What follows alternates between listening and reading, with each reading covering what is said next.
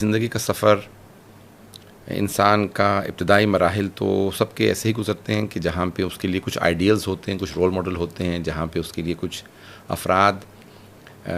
کہہ لیں اسوہ کی حیثیت رکھتے ہیں۔ میں اپنے دادا سے، بعض اور بزرگوں سے بہت زیادہ متاثر تھا، لیکن جب میں بچپنے میں برطانیہ چلا گیا، پھر بہت جید علماء سے ملنے کا اتفاق ہوا، جن سے متاثر بھی ہوا،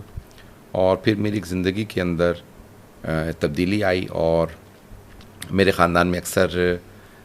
جو بزرگ تھے وہ کہتے تھے کہ بھی تم لاء کرو، تم پاکستان آنے کے بعد بیرسٹری یا پھر CSS کرو، تو لیکن میں نے انتخاب کیا جسے کہا جاتا ہے تعلیم دین کا شعبہ،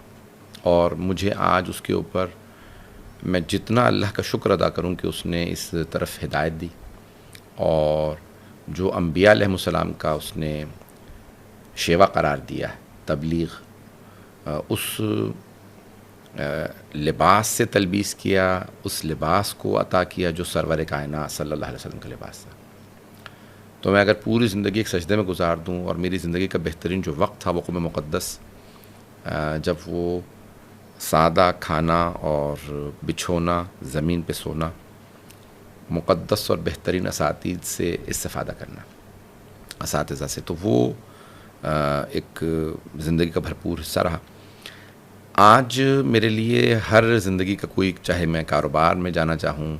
چاہے میں تدریس میں جانا چاہوں یونیورسٹی وغیرہ میں، چاہے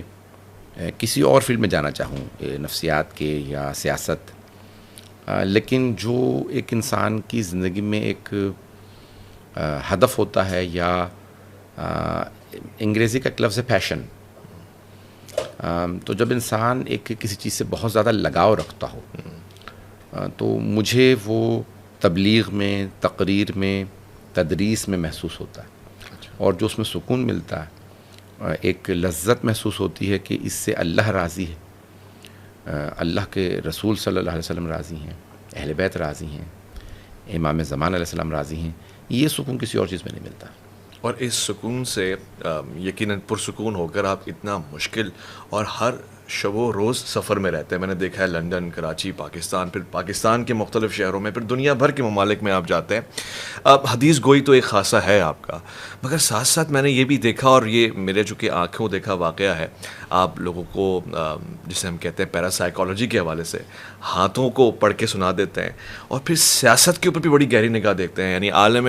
اسلام میں اور پھر دیگر اقوام میں آپ کی بڑی گہری نگاہ ہوتی ہے، سیاست، ملک میں خم و پیش،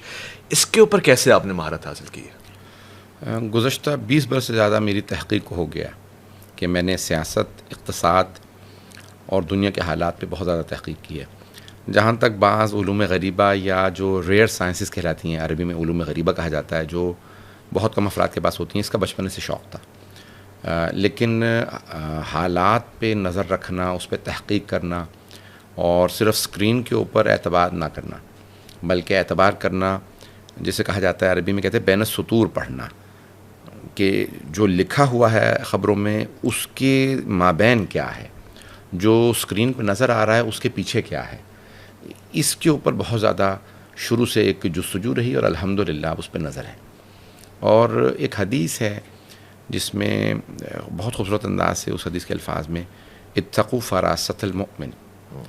لأنہ ینظر بنور اللہ، مؤمن کی فراست سے ڈرو کیونکہ وہ اللہ کے نور سے دیکھتا ہے۔ تو کوشش کرنی چاہیے کہ اندر انسان اپنے معنویت، روحانیت پیدا کرے، کہ وہ ان چیزوں کو ویسا سمجھے جیسے وہ حقیقتاً ہیں۔ چیزوں کو حقیقتاً سمجھنا یہ ایک بہت بڑا، کہہ لیں کہ اللہ سبحانہ و تعالیٰ کا یہ ایک عطا ہے اس کی، یا یہ خداداد صلاحیت ہے۔ اب یہ اس میں علم دست شناسی میں ہیں ایسی چیزیں جو ہوتی ہیں کہ 1 ملین میں یا 100,000 میں 1 ملین آدمی میں کچھ لوگوں میں ایسی صلاحیت ہوتی ہے کہ جو چیزوں کو ویسا دیکھ سکتے ہیں جیسے اور لوگ نہیں دیکھ سکتے۔